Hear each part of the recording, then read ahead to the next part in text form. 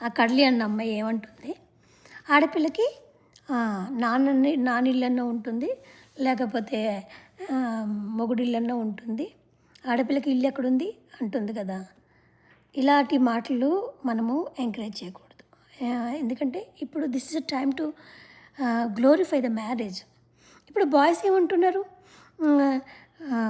మా నాన్న ఇల్లంతా జీవితాంతకాలం కష్టపడి ఇల్లు కట్టాడు, నేను ఇప్పుడు ఈఎంఐ కడతాను వాళ్ళు చెప్తున్నారు. అంటే ఎవరి వర్షన్ వాళ్ళది అయిపోతుంది. ఇలా సింగిల్గా ఉండడం ఫ్యాషన్ అనుకుంటున్నారేమో కానీ ఫ్యూచర్లో దాని ఎఫెక్ట్ వేరేగా ఉంటుంది. యూనో, మ్యారేజ్ అనేది it's a God divine thing. నిజంగా చెప్తున్నాను, డివైన్ థింగ్ ఇది. ఇప్పుడు హిందువులైతే పార్వతీదేవిని పరమేశ్వరుని ఎలా పూజిస్తారు, ఆది దంపతులు అంటారు.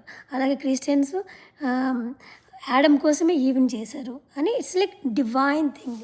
ప్రతి ఒక్కరు పూజించేది ఏంటంటే డివైన్ థింగ్. మ్యారేజ్ అనేది ఒక డివైన్ థింగ్, దేవుడు చేసింది అది. దేవుడు చేసిన దాన్ని మనుషులు జతపరచకూడదని కూడా వాక్యం కూడా ఉంటుంది.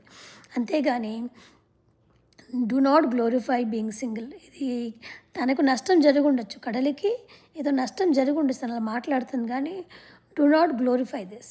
మ్యారేజ్ని కూడా మంచి మ్యారేజ్ ఉన్న వాళ్ళు కూడా ఉన్నారు, మంచి కుటుంబాల్లో ఉన్న వాళ్ళు కూడా ఉన్నారు.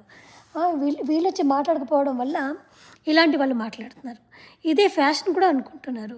No, America is just lacking in one thing is marriage. దానివల్ల కుటుంబము మొత్తము వ్యవస్థ అంతా పడిపోతుంది. But please do take up to talk some good things.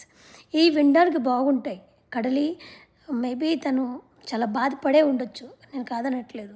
అలాగే బాయ్స్ కూడా చాలా బాధలు పడతారు కొంతమంది అమ్మాయిల వల్ల, అది వేరే టాపిక్. కానీ please do not glorify this kind of things.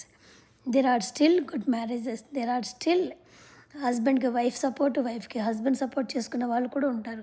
ఏంటంటే వాళ్ళు వచ్చి మాట్లాడరు కాబట్టి వీళ్ళదే హవా నడుస్తుంది, ఇదే గ్లోరిఫై అవుతుంది అనుకుంటున్నారు. కానీ no, it's marriage is divine thing. Marriage is to be glorified. అందరూ కూడా